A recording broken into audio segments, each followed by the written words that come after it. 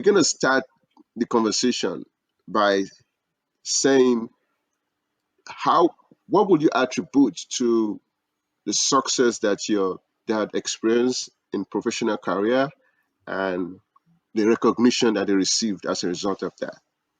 Well, it all came from his mother.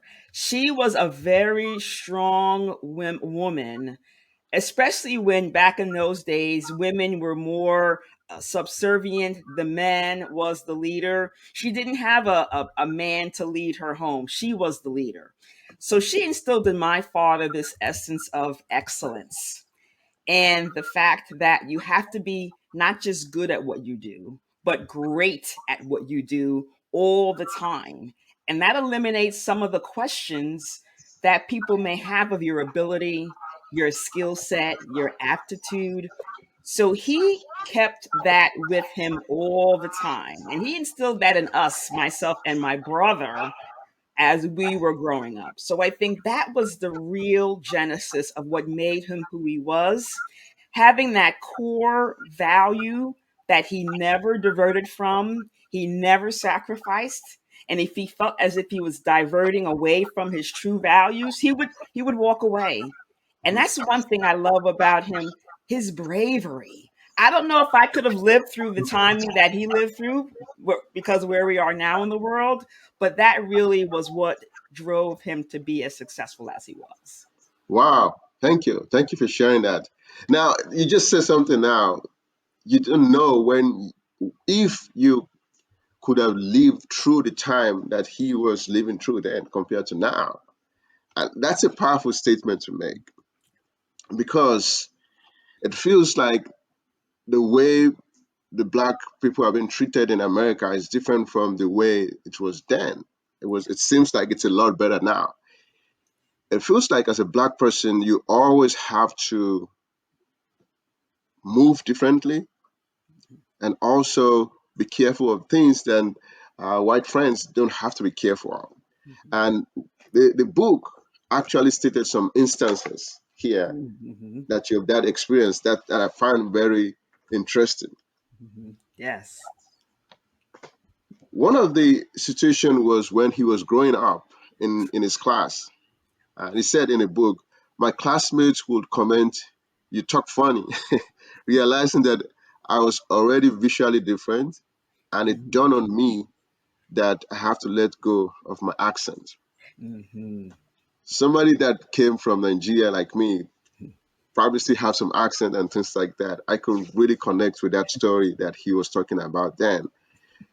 Even beyond that, it also felt that the expectation of a black person being able to, excuse me, communicate is also different.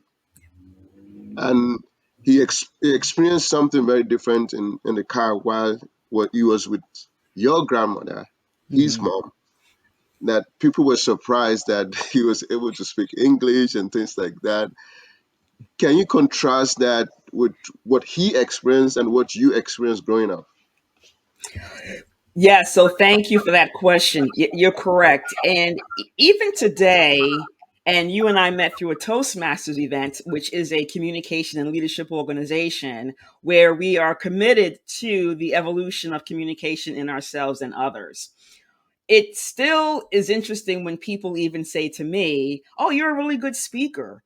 Well, why would you not think that I would not be able to articulate a sentence or be able to share what I'm thinking? And for him back then, there weren't many opportunities for Black people to speak up or even to be involved in roles where they actually had a voice at the table. So when I think about the essence of being able to be freer today to speak, and I thrive on ensuring that I am speaking well, I am articulating my words very well because I want people to be clear in what I'm trying to convey to them. And that was the same thing with my dad. And I never heard him with in any accent other than New York when we first grew up. And then over time, we even lost that accent. But it was a shame that we have to conform. And I applaud those of you who have not said, I am going to maintain my language as I have learned it. And we will, everyone else will learn to understand and train our ears to embrace the accents that we all now bring to the table. It could be from a different country, a different state, even a different part of the city of the state we live in. We all have different dialects. And we are so much more today open and embracing that we're not challenging people to lose their accent or lose their essence or lose the way in which they think and speak. So dad had to do that in order to survive, but we have evolved in that sense a bit, where we don't have to all look and sound the same to be effective. Wow, wow, thank you. We don't have to look or sound the same to be effective. Diversity of thought, diversity of individuals, it's what really bring the value that we need. That's not the only challenge that your dad went through when he was growing up, even though he had a mother that would always tell him, no human is better than you, Peter. That's what is written in the book. Your grandma passed on earlier when your dad was much younger, when he was 21 years old. And did he ever discuss with you how challenging that was, having to lose a mom, having to lose the mom when he was 21 years old? How was that? Well, it was interesting because he still had his grandmother, and his grandmother, even though his grandmother and mother did not have the best mother-daughter relationship, she Mhm, was still in his life to provide that a bit of a nurturing perspective for him. mhm, But I think what we did learn was, and I'm very conscious of this today, was the way in which she died. So she died of colon cancer, and they didn't know what that was way back when. So I'm very conscious of maintaining and understanding my health positions and ensuring that. And that's one thing we don't realize is that historical medical information that we don't pass along. So it wasn't until later on when I had to ask my dad, well, how did your mother die? Because now I needed to reflect that in my own health journey. So I think for him, and he said to me, he realized she died very young. She was in her 50s. And he said, if I live a day past the years in which she lived, I'm great. Because he knew historically, he wasn't quite sure what of those traditional hereditary ailments were passed on. So he lived, fortunately, to live another 20 years longer than she did. So I think for him, he took life as a journey and embraced every day because he knew that you never know. Tomorrow is not promised. So live life every single day as if it's your last. And he absolutely did that up until his very last day. wow, wow. That's really beautiful. That's very beautiful. One of the things that you mentioned just now is you said your great grandmother and your grandmother did not have the best mother daughter relationship, which is quite a, what I read in the book, but that was very interesting. One of the ones that was surprising is when the issue of the house rent and the ability to say, oh well, your dad and your dad's mom, they had to leave the house to go and find another place at some point because of the rent issues. What was the story behind that? We never really talked about that, but I think, and there was one part where he never had a father and he never knew who his father was. And I think that was always an issue with the grandmother. So she called him, you get out, you little bastard. He didn't know what that meant for till years on. And as I was recently, because he passed away in 2023, I was recently looking through his papers, and on his birth certificate, the name for the father was blank. And Wow, for some families, that's an issue where you want to have that cohesive, family dynamic of the mother and the father and the child, and you grow together. And but my dad never really discussed the real root issue between his mother and his grandmother. She died before I was born. I had met the grandmother a couple of times and I was very, very, very young. She mm, seemed very nice to me, but I was just a grandchild. So Yeah. I don't know, but the essence of mothers and daughters today is always very interesting because we're both everyone's a strong woman. We have our own Mhm. opinions, Mhm. and we Yeah. want to live our own life, whether or not our parents agree with it or not. Even my dad, when he wanted to be a teacher, his mother said, "Oh my God, that's women's work," because she wanted him to be a doctor. Yep. A lot Yep. of Yep. times, well, I talk to so many people who come from other countries. They're coming here for the American dream, and that usually is to be a doctor or a lawyer. I say, if you're not a doctor or a lawyer, you're a loser because Yeah. nothing else matters to some of those generational parents. So he had that same problem. So I could tell there was probably other conversations that went on during his mother's childhood with her mother, but he never spoke of it. Another dynamic early on, no one said anything about anything. You never knew what discord was going on in the home because they never showed it. It was always behind the scenes. Wow. Wow. Yeah. Thank you for sharing that. So there's this wrong idea that the only way to create American dream, to create generational wealth, is when if only you become a lawyer, engineer, or a doctor, a medical doctor, which is very wrong, as we can see now. The very rich people around, most of them are not even in any of those professions, so to say. Exactly. So that's one of the things that had to be corrected. Hmm. So still talking about your dad, he wrote in a book, I was quite an observant little boy who asked very few questions because children back then were not permitted to ask questions, and we did not because of the fear of physical pain. Okay. Get the whooping. That's right. Which is something I can really relate to. I was talking to my kids a couple of days and they were talking. I was like, I was moving towards them. I was like, yeah, do you know that when I was growing up, when you're talking to your mom and dad and you see that the dynamic of the conversation is very different and your parent is moving towards you, you have to move back because if you don't move back, you can get a knock or a slap on your face based on what conversation is going on. So when my mom and dad trying to move towards me like that, I have to move back. But now kids just like, yeah, you're not gonna do anything about it. Those kind of things. So that was something that's also very interesting to me.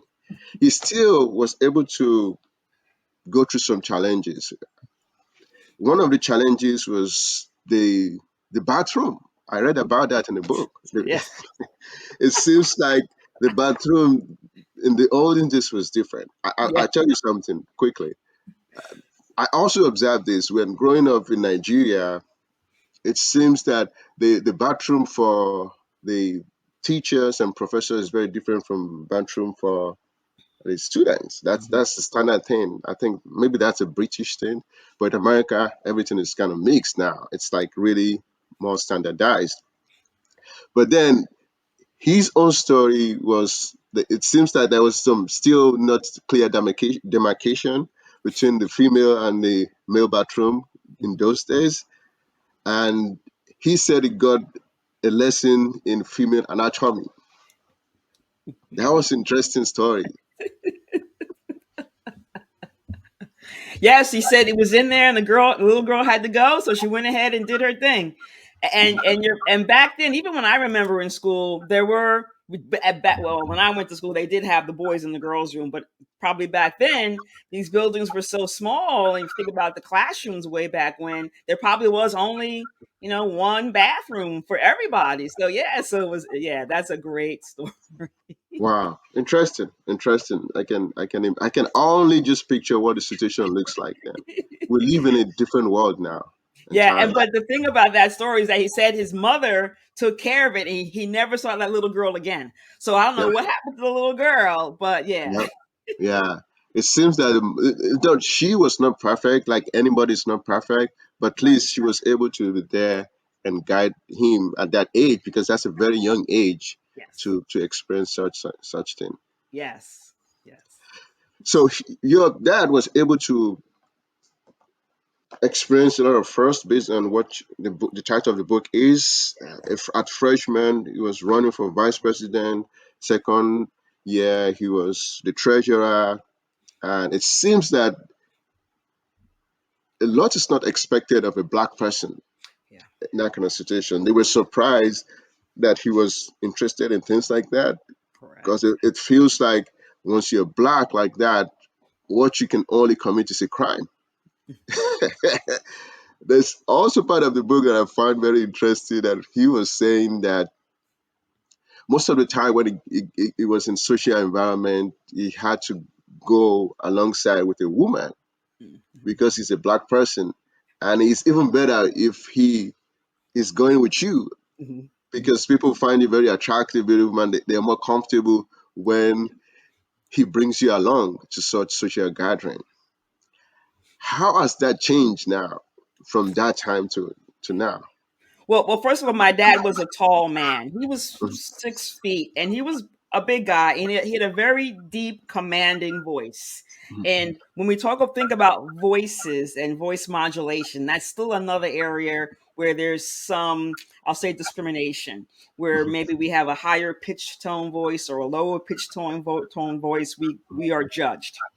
yeah, So for him, and then in school, he was usually the only African American. His high school, as he mentions, probably 200 kids. He was the only black person. So he always stood out. So he always knew wherever he went, eyes were going to glare to him when he walked mhm, in. mhm, So for him, it was important to, and you hate to do this. He had to make everybody else feel comfortable mhm, with him in the yeah, room. So by having someone with him, a female, or even myself, he grabbed me to go to many events because he just wanted people to feel comfortable because he wanted to be approachable. He was a leader and people need to feel comfortable. You need to feel comfortable, talk to a leader, your leader. You've got questions, you've got comments, maybe you have a compliment. So he wanted to be able to say, "Hey, I'm open for you to come talk to me. I'm a nice guy. I'm a leader. I have things I'm trying to do, but I'm approachable." So having that companion with him, whether it was myself or someone else, allowed him to maneuver rooms and everyone else felt comfortable. And that's still something we have to get better at. I shouldn't have to go out of my way to make you comfortable. If you're not comfortable, I'm probably never going to change how that person feels. But we just have to get better at just embracing the differences. wow, interesting. In my opinion, I think it's probably gotten a little bit better. I think there's there's been some awareness around these, and a couple of white people that I know are aware of these challenges, and they're making some adjustment. Mm. And some people are still not. So hopefully, we can still keep making progress. This is an established fact that everybody should know. But then the one that is actually surprising is once in a while you see a black person also showing that kind of attitude to a black person or a colored person like us, which is like, why? I don't understand why that even have to happen. So once in a while you see that going on. There's a couple of experiences that I found very interesting. One of those experiences in the book that your dad narrated was driving while black cats, Mhm. driving while black cats. Yes. What is that? The black cat that he narrated.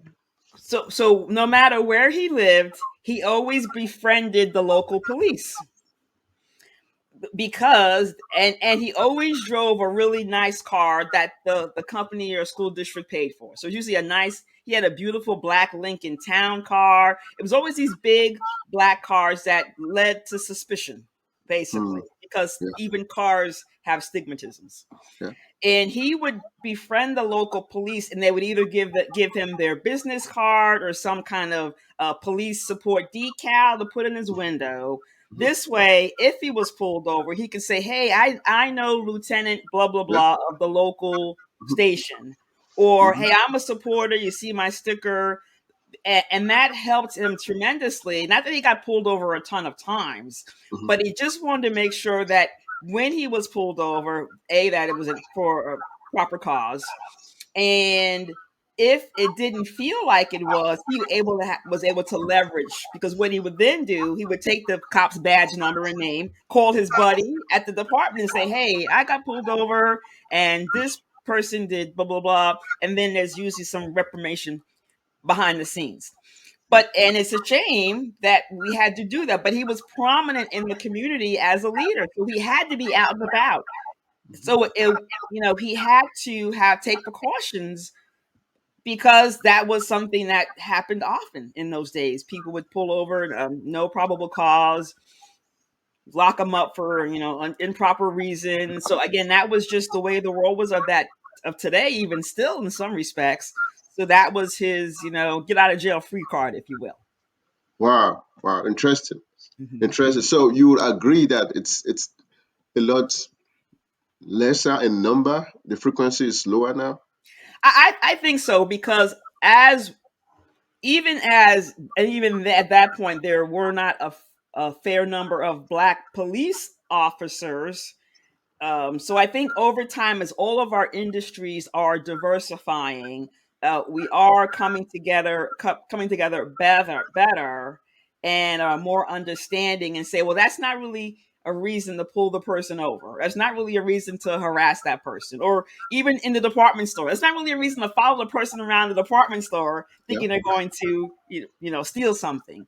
So I think we've gotten better at trusting each other, but I wouldn't say that we're 100% there. Wow, wow. Thank you so much. You just mentioned something, the department store. That's one of the stories that I find very interesting in the book Black First.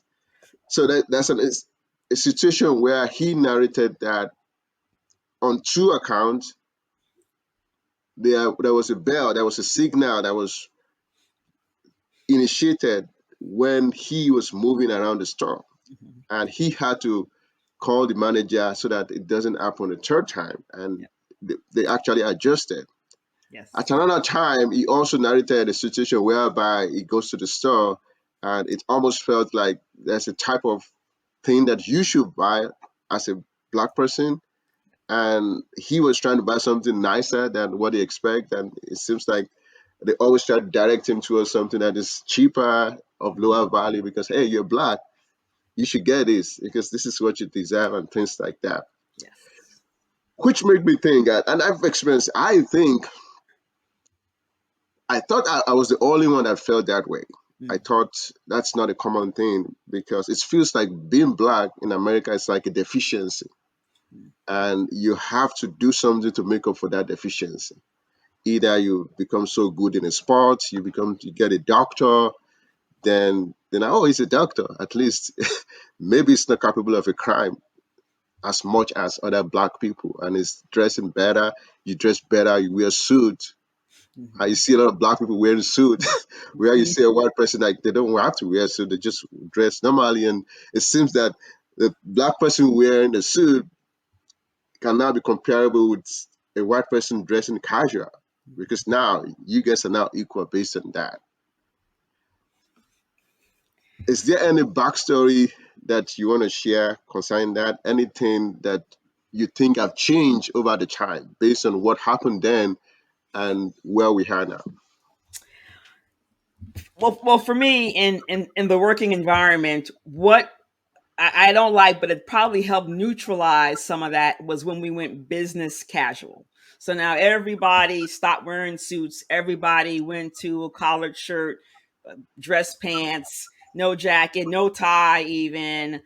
So I think that helped because now when you used to be able to say, "Oh, that person wearing the suit is the leader," sometimes the leader is just wearing, khakis and a collared shirt, like yourself sitting there. Yeah. Now we don't know, so it has neutralized a bit people's perception of who we are and what we do. We used to be able to say the person in the suit's the leader, person wearing jeans and sneakers is not. But now we all wear whatever we want. That has helped tremendously, in my opinion, because we all can now relax a bit and do our jobs. We're not so worried about how we look. We can now be focused in on what we are doing and how we're trying to move the world in a better direction and achieve success. So that for me, and my dad wore a tie every single day. He didn't care about business casual. He didn't care about any of that because he grew up in the times when that was what it was. But today, I love that we all can dress for our day. We say that sometimes. And we now can dress for our in our own comfort zone. So that has gotten a lot better. Wow, interesting. I'm happy it's gotten better. I hope we can keep making progress based on this. So one of the situations I also found very interesting in the book was when he started being a leader in a school environment, and he experienced a substitute teacher from the district that he was a leader that introduced voodoo during a teaching. What is the backstory to that? How would anybody think that is appropriate? Well, I would say, and he and I didn't get into that particular story because he's had so many stories. But for me, when we are, and I'm not a teacher, but I would think when we're trying to connect with our student population, we're trying to be innovative and creative, and we're trying to somehow connect with the students. I would assume that for that particular teacher, she felt that was a way that was innovative and connectable. Now, whether or not the students did or did not, in her mind, and I was not in her mind, I'm thinking she thought that was different and effective. Because remember in school, you always had that one cool teacher. Everybody wanted to be in that teacher's class because they said, Mhm. "Oh, the teacher does really good stuff. We have fun, we learn," and teachers want to be that teacher. They really do. I think that that was probably her thought. But and whatever voodoo it was, and whether or not the voodoo actually worked, I don't know. But for my dad and his way in which he wanted to run the school district, that was not part of the programming. So subsequently, he terminated her and actually her teaching certificate. Yeah. Wow. I mean that's a good disciplinary action. That's very inappropriate in a working environment. But I don't Even if discredit the creativity because you have to be creative. But I guess that wasn't the right way to do it. yeah, yeah. You're very right. You're very right. Still talking about what kids have to go through in class. There was a point in your dad's leadership he advocated for college medical office to stock condoms for taking, especially at the end of the day on Fridays. Mhm.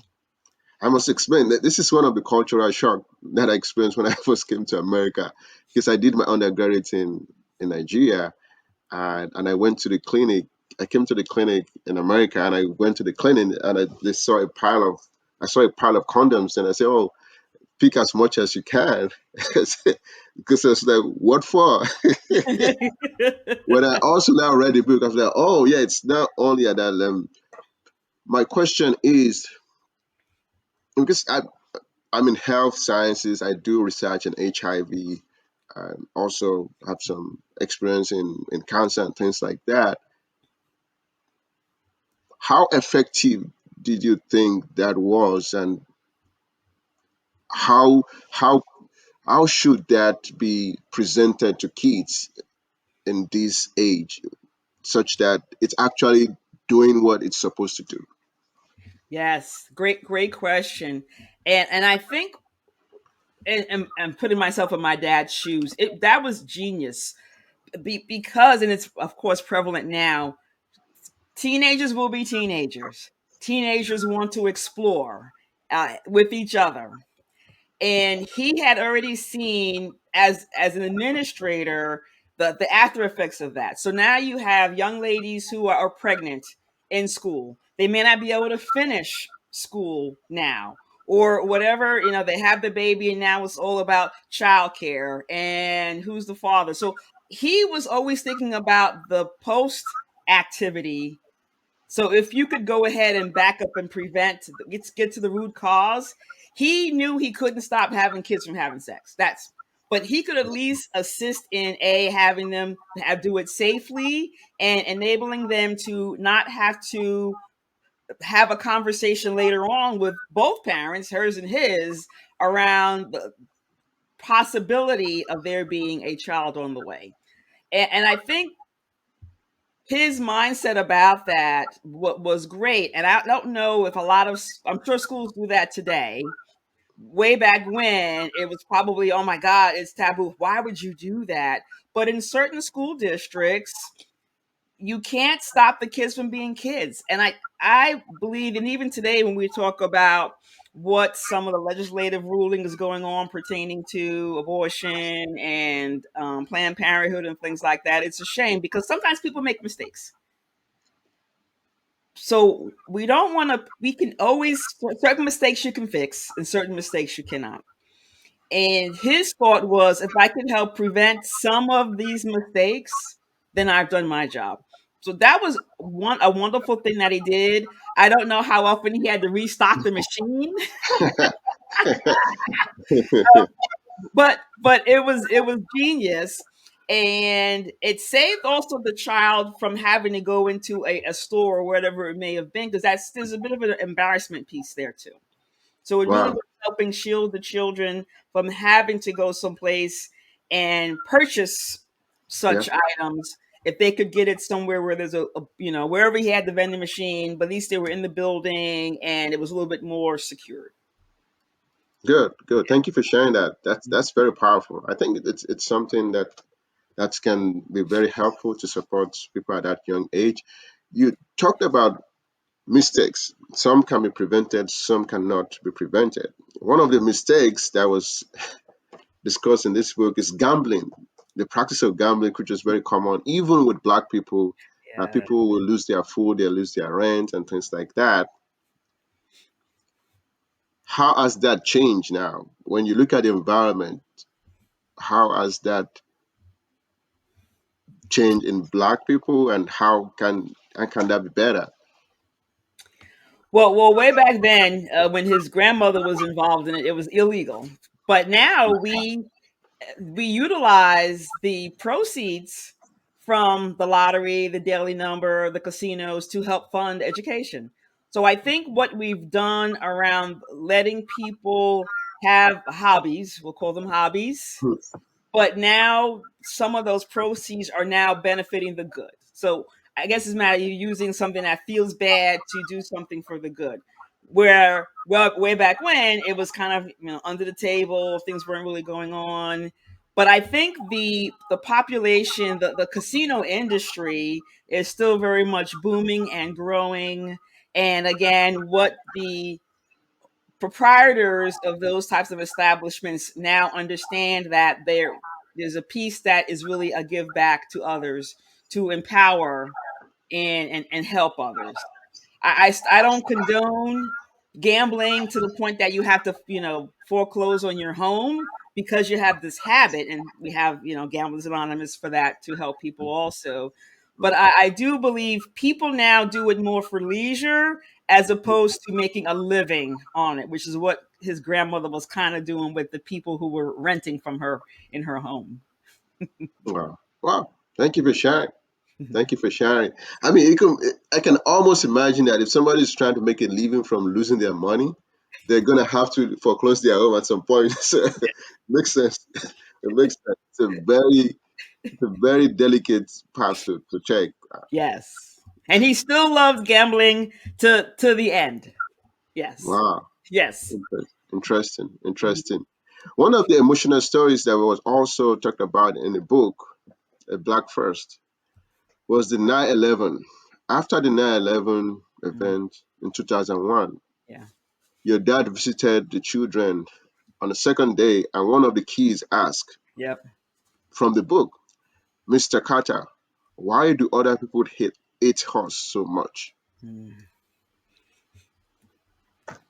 That's a very powerful observation for a kid to make at a very young age. mm, And some adults will say they don't understand why that question can even come to play because it's irrelevant. So an adult saying, well, how can somebody ask such a question? And it's young person saying, asking such question. mhm, My question around that is how has that changed, especially based on the climate now, the political scene now? Is it getting better? What can we do to just at least make sure that people are aware of this kind of emotions that is valid. That's a great question, and I even think about not just 9/11, but now more recently, well, probably the last 8 to 10 years, what's been even happening inside our schools around things like, Columbine, or Texas a couple of years ago. The 9/11, for that student to ask that question was wonderful because we now have instances happening inside our schools of the same nature. Now the real question is, why do we even hate each other? It's not even about other countries not liking us or liking us. It's even within ourselves now. And it's so challenging, and it's a blessing. And we didn't talk about how I had my dad retire at age 60, but it gets difficult leading these schools because you don't know what a child is going through at home or what a parent is going through and what they bring into these schools or what they're bringing into the workplace or what they're bringing into the supermarket. You don't know, and it's challenging because now we all live in fear, whether we're living in here or in Gaza and Israel and Texas, Canada, everywhere. We're living in fear now, which is a shame. And I don't think that we hate each other. I think is we don't understand each other.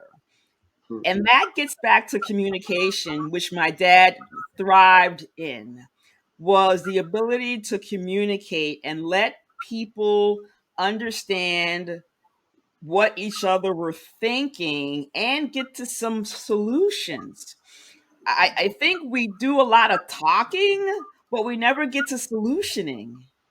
And that's why everything is prolonged and never ends. We'll see copycat reoccurrences or areas in which people just don't understand. We don't just take the time to stop and have a conversation. I don't think it's a hate. I think it's just not being clear and not understanding each other. And that goes back to the quote earlier around, leaders, that's part of the problem. We're trying to help communicate with those who can't communicate and even those who are not listening. So in the world today, it is challenging. And in the last couple of years, and Dad died in 2023, and I would love to hear what he's thinking about what's been going on recently Uh, because he always had an opinion, always wanted to communicate that. So I'm imagining what he would be thinking about if he was still here today. But I don't think it's hate. I think it's a lack of understanding. That's my opinion. wow, lack of understanding. That's very powerful. That's why some people would say that sometimes action does not equals intent. Mhm. That means that if even though somebody's carrying out something and doing something, what they're passing across to the other person might be misinterpreted based on the way that person interprets it, and that becomes a problem. The first thing is that the person that does not know what they are doing is making the other person to feel that way, and the other person is not even telling the first person that, well, you're actually making me feel this way. Yes, right. Exactly. Exactly. Yeah, so communication is a very big piece to that. Thank you for sharing that. That's very powerful. One of the stories that I actually really liked getting to the family scene is your brother. It was Mhm. written in the book Mhm. Black Frost that your brother was supposed to receive a scholarship, organization annual scholarship, and he was not given because of the family situation that your dad had going on. What is the backstory? Is that even something that is really real? What's the story behind that?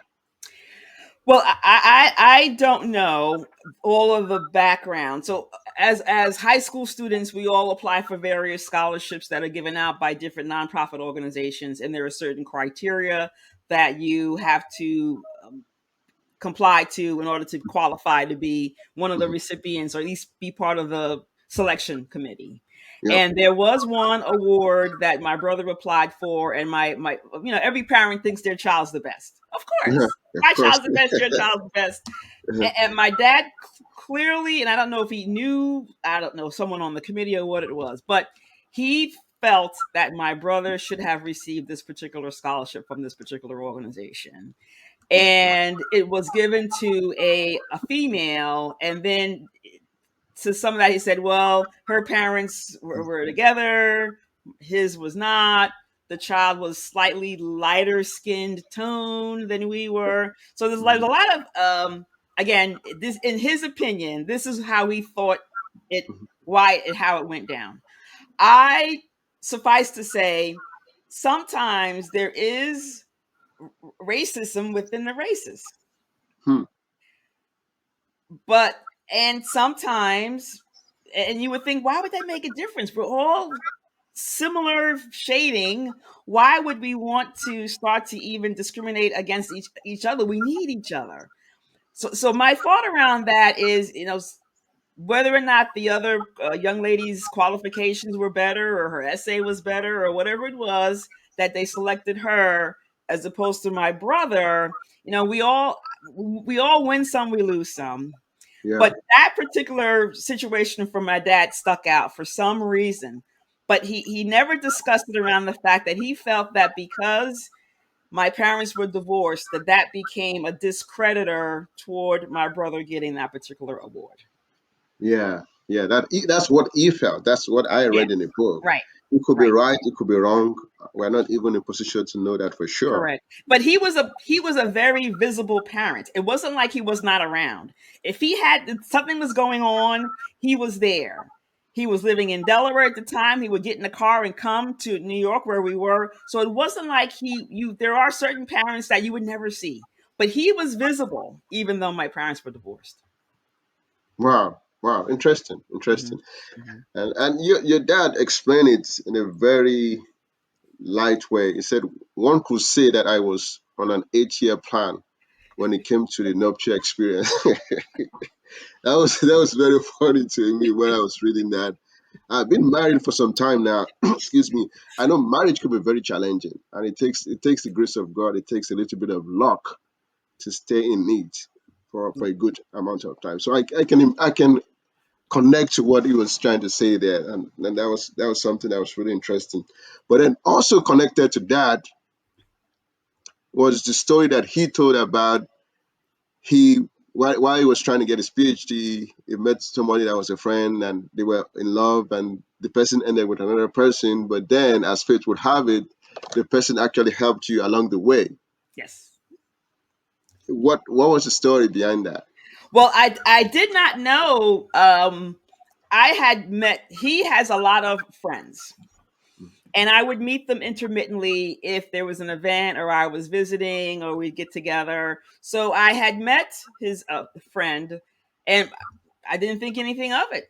It wasn't until even this part where I they had been friends forever. There's always people that are with you in life forever. And my brother, the same thing. We just have people who we keep with us no matter where we are and what we're doing. And that was what this woman was to him. And I thought it was great because sometimes you need someone that you're not attached to have a conversation with. You have similar personalities. She was also a Trinidadian. So they had a lot of common things to talk about. So I had no idea. But I knew she was always there as a friend.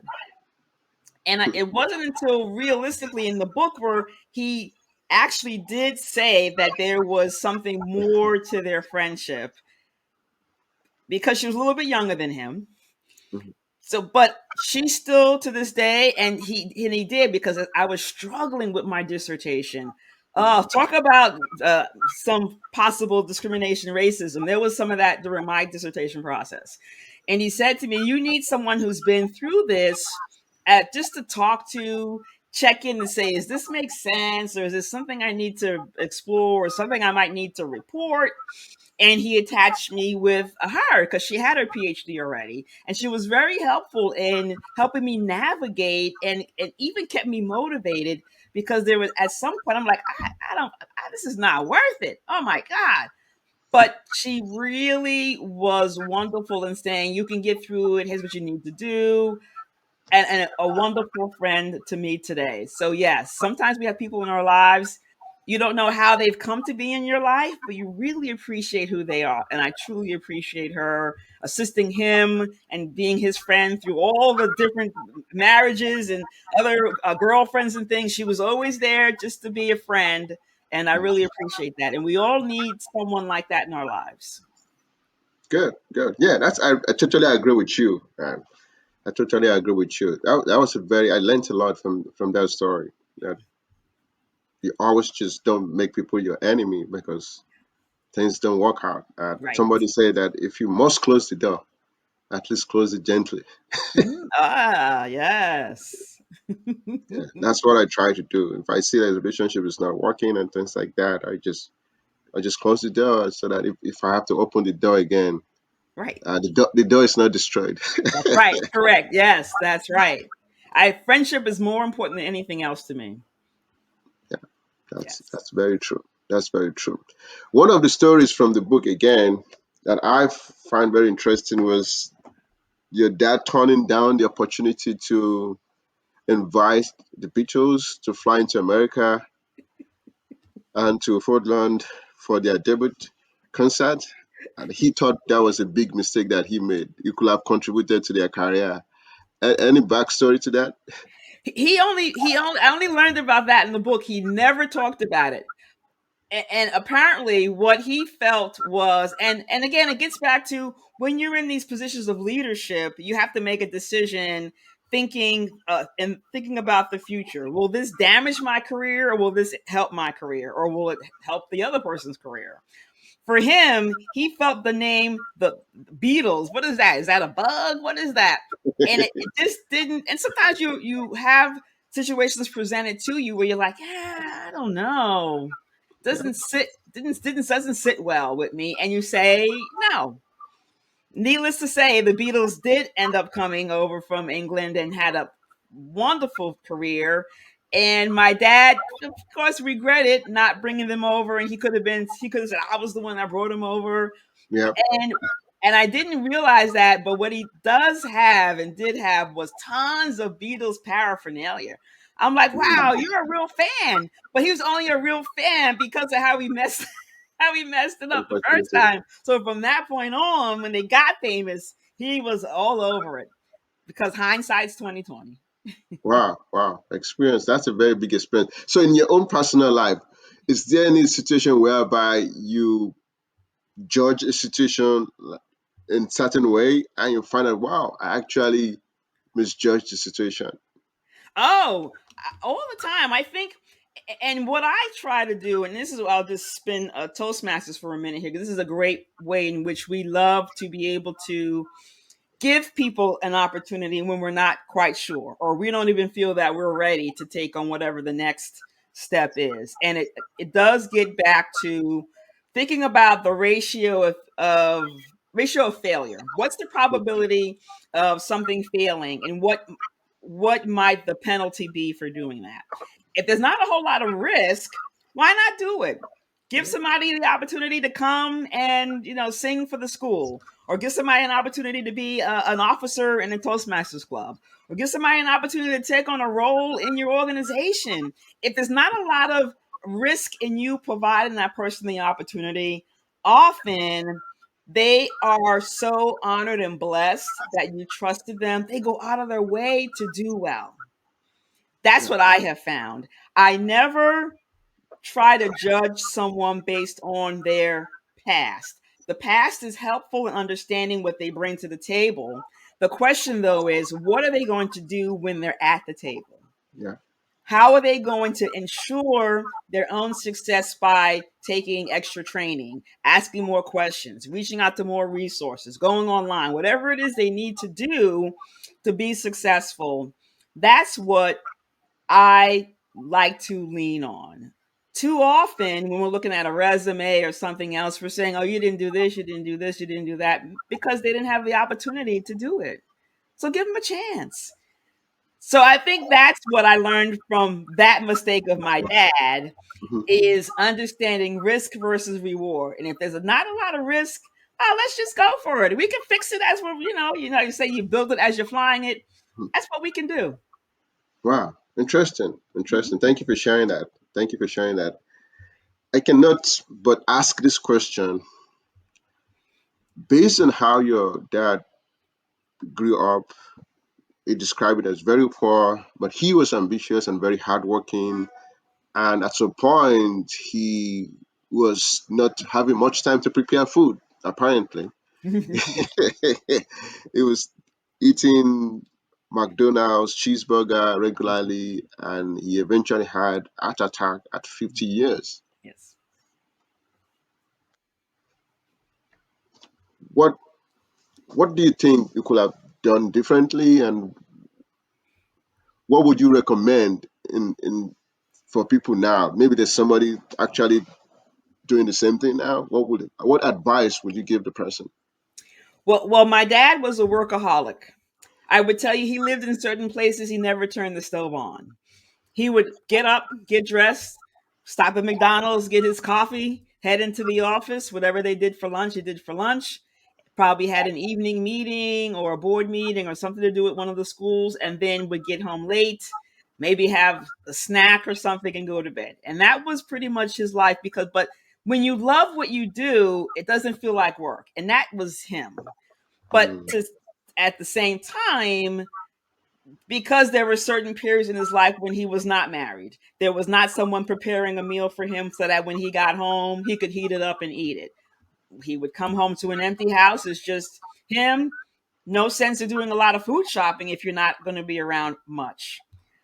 What I would say is that there are a lot more healthier options in the world today. Also, back then it was just McDonald's, Burger King, Hardee's, and those of you who are very old like me. Now we mhm, have a lot of healthier fast food options.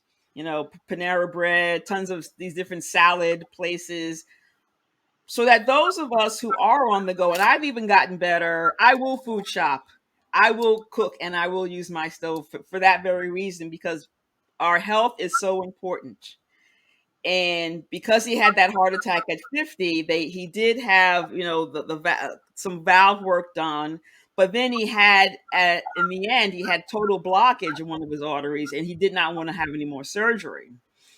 What I would say to people is, and with that in mind, I make sure I go to all my doctors. So we have to get better at taking care of ourselves medically by getting all of our annual, whatever, all those appointments. See your doctor, get your physical. If you need to, if you have cardio issues, get your EKG, echocardiogram. If you have colon issues, get your colonoscopy. We have to be better and stop being afraid of going to the doctor. When we don't go and we wait until we're really ill, then a lot of times it's hard to solve whatever problems we could have solved earlier on in life. I know for sure I have to get better at exercising, and we can raise our hands about who doesn't exercise enough. That's me, and I'm trying to got my water here today. So it yeah. really is balance. And now we are all asking for that. We are demanding it now. We are not working 100 hours a week. We are taking time off. We are going on vacation. We are spending time with our family. We are sitting down doing nothing because we need to. That is what we really have to focus on, because life is short. Yes, he had that heart attack at 50. His mother had died at age 57, 58. He lived to be almost 80. He died a couple of years short. We have to take better care of ourselves. Luckily, the with technology and the medical sciences, there's a lot more opportunities for us to do that, which is wonderful. When way back when they had no idea what some of these ailments were, now we have lots of information and ways in which we can start to manage them. Wow, That's really what we need to do. wow, interesting, interesting. It's interesting that you mentioned marriage just now when you were saying, oh, he was not married and things like that. So based on all the experience that he had and based on the things that you see around, how would you pitch marriage to somebody in that sense? For people who are like, well, I don't think this is what I want to do. I've met people that say, well, I don't want to marry, I don't want to have kids. It was one of my cultural shock when I first came because I was like, oh, to an African, that's not even an option. That's not something you call your parents to ask to tell them, oh, I don't want to marry, I don't want to have kids. That's not a conversation you have. But people who have that idea, how would you sell marriage? Because you just mentioned it that well, that could have been something that could have made the situation better, right? Mhm. How would you encourage such people to consider it? Well, it's tough for me because I'm not married, so hard question to answer. And I think it's a choice for people. Everyone has the way they're living their lives is their choice, and but we have to realize that we, as we're making choices for ourselves, we have to. There's always a give and take, whether you're with someone or you're not with someone. I think I condone people being with people who compliment them, who lift them up, keep them energized, keep them interested, keep them laughing. Yeah, I'm about companionship. It doesn't matter if you want to tie the knot and say you're married and the benefits that go along with that, or you are just living together, or you're just dating. I think people just need companionship. yeah, And sometimes eh, we want to be with someone, sometimes we don't. yeah. But I would say my dad was never alone. He had lots of things to do, and sometimes that's all people want. They just want somebody to do things with. Like again, if he had an event to go to and he really didn't have someone to go with him, he'd call me and I would happily drive from wherever I was living. One time we went to an event in New Jersey. I was living in Atlanta. I flew in, changed in the airport, Newark, Mhm. changed in Newark airport, and then met him at the event. So Yeah, sometimes you do what you have to do to help each other out, whether it's family, friends, whomever. So for me, it's about the companionship. So people need people. I believe part of the problem, I don't even want to start talking about the mental health situation here. I think people need people in their lives, and sometimes we don't have the right people in our lives. wow, the right people, companionship. I always say that it's not. I mean, the basis, even in the Bible, the basis of marriage is companionship. Mhm, If you take if you take the companionship away from it, it's meaningless.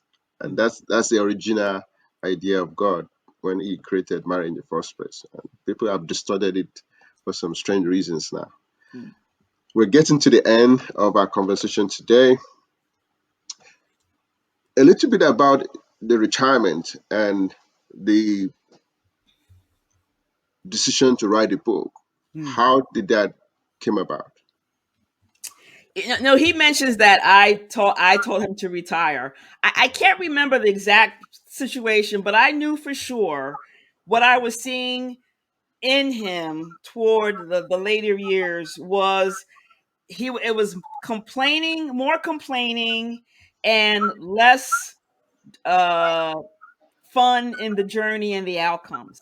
Everything seemed a lot more stressful between the students and the parents and the school board and the community and whoever else you had to interact with.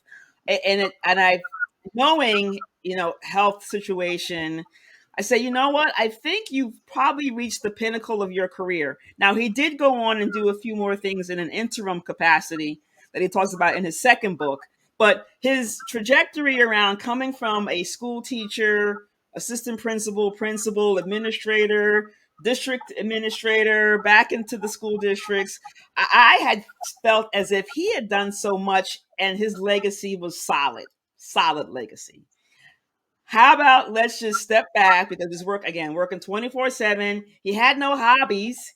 Hmm. Let's just step back and say, what a nice time to walk away. And he gets his full pension. The educational benefits is great. You can go ahead, retire, relax, sit back, even though he can't do that. He's always on the go. So let this is it could be a nice clean break. And he really thought about it. And of course, you work the numbers with your financial advisor. And he said, okay, yeah, I want to do that. So I thought that was, and he really enjoyed his retirement life. And I was so excited for him for that because so often we see people work themselves to death. And I did not want that to happen for him. Yeah. Wow, that's a very that's why you are. It seems that you're his favorite. This the Well, there was two of us, me and my brother, but it was just the two of us.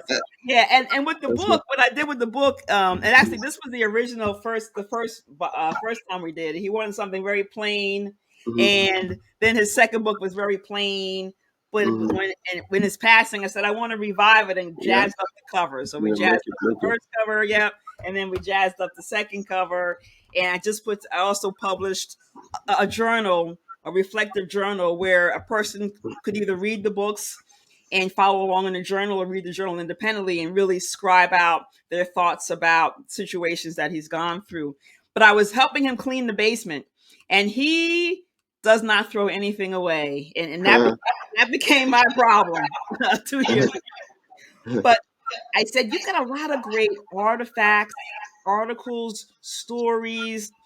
You need to write your book because you need to share what you've been through to empower other educators. It is tough out there being a teacher or principal or administrator, anything in the school districts. You need to share your story.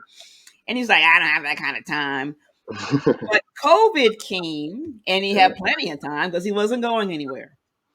And he decided between myself and one of his friends from one of the areas he worked in, we had convinced him to finally sit and put pen to paper, and he wrote this book. There was a lot more detail to like for him to share, but sometimes you can't share everything because for fear of people yeah, coming back to say that wasn't true. yeah, I don't remember it that way. But when you're writing your own memoirs, it is based on your thoughts and perception. And I do yeah, put that at the beginning of the book.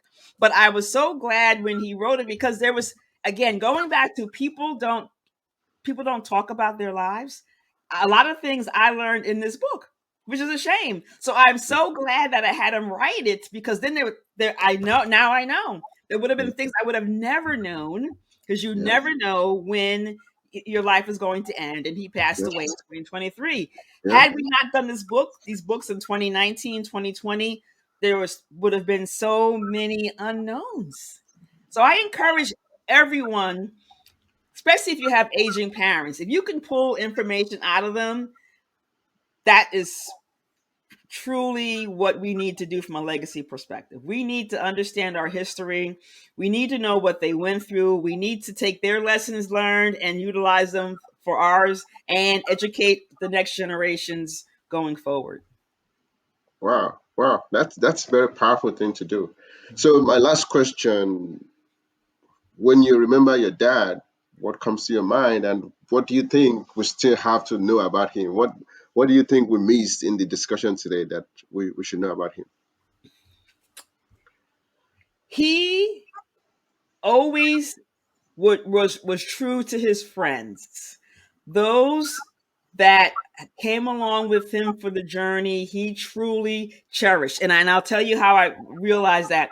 When we had the funeral, people came out that he met 60 years ago, and these people are older now. One guy came, he had came with a cane. He said, I'm not missing this. And they had stories to tell. The one guy said when my dad worked at one of the schools, he had keys to all the rooms. So they knew when they heard the keys, they better straighten up whatever they were doing, bad or good, bad or indifferent. They better straighten up because here comes keys. Mm-hmm. So what I definitely want people to remember about my dad is that he Hmm. truly loved what he did, Hmm. and he truly loved children and wanted to ensure their education, and that they everyone had an equal opportunity to be educated, knowing what he went through to make sure he was educated with his mother's assistance. Not every child has that opportunity, so he wanted to be that guide that many children do not have, and that will be what will be is missing today with him not being here, because there was so much more he wanted to do around, especially as we're looking at changing laws around, and now we're funding, defunding, starting to change the parameters of what school districts look like. Children are our future. We have to allow them the opportunities to learn, to grow, to know what it is to live in the world we're in today, how they can be able to be part of it in a fruitful way, enabling it to continue to grow. And those of us who are a little bit older, we won't be concerned about what it looks like when we're gone. Hmm. So that's what I need for people to really understand about my dad. Wow. It's important you just mentioned something now that he really loved kids. I did miss that part out from the book. There was a position that he didn't want to accept, and only trick him to accept the position because, oh, you love the kids, do it for the kids. Yeah. Mhm. That's part of what I read from the book. That was also very interesting. All right, please, what's your last thing you want to say to our guests? Any services you're offering? Anything that you're doing next that you want viewers to be part of? Yes, well, thank you for the opportunity. As you mentioned, these are the books. A Black First, Leading Through Educational Barriers and Biases. The second book, The Blackness Continues. The first book takes you from when he came from Trinidad at age 2 to when he retired at age 60. The second book takes you from his age 60 in his retirement work, because he continued to serve in the educational space, now as more of an expert witness, a consultant. So now, as the external voice, he could look into school districts and see what's going on and how he could make them better. So that's the second book. And as I just mentioned earlier, I created a journal. It's a hardcover where every chapter is summarized, and then there are reflective questions for a person who's considering leadership, education, they're already in education, just to help guide them and help them think about what are they doing today, what are they working on, how can they impact their schools, their community, parents, school boards, etc. So those are the items I have in honor of my dad's book. And I am what you mentioned earlier, a corporate strategist. Those who work in corporate, especially women, those who work in the insurance industry, those who work in finance, but even entrepreneurs, the struggle for women is still the same. We are still trying to make sure our voices are being heard. We are still working to get our, in the door and get to the table to share our ideas. I've been working on every year, this is coming up on my third year. I have a book anthology called Letters to My Corporate Sisters. This was last year, volume 2. I am coordinating co-authors for my volume 3 for 2025. Similarly to my dad, we need to share our stories. When you mentioned, Dr. Tulu, how you thought something happened to you was just you, that happens a lot. We all think our situations are isolated. They are not. They are happening everywhere. But we need to share that, because our story can save someone else. So any corporate women, and you don't have to work in corporate, if you have a story that will empower other women, I would love to talk to you about being in my book. If you go to my website, drelizabethcarter.com, I have information about my coaching programs. I am a speaker. I speak on leadership. I have a conversation about me and my dad pertaining to personal validation and external validation. I would say I lived my life to ensure my dad said good job. And many of us do that, looking for that validation, but really it's about us on the inside validating ourselves. And that's the only thing that's important. So reach out to me. I'd love to talk to you about coaching, or if you want me to come speak on your podcast or on your stage, virtual or live. I love to be able to do that. So thank you Good, for the option. good, good. Thank you so much, Dr. Elizabeth Carter. Thank you. This has been a very exciting journey talking about the Black First. And please, I recommend this book, especially for people that love history and things like that. This is the end of the 40th episode of Solution Immunity Series podcast. Please like, subscribe, and if you want to be a guest on this podcast, there's also going to be a link for you to feel to be part of us. Till we'll have another discussion again. Bye for now.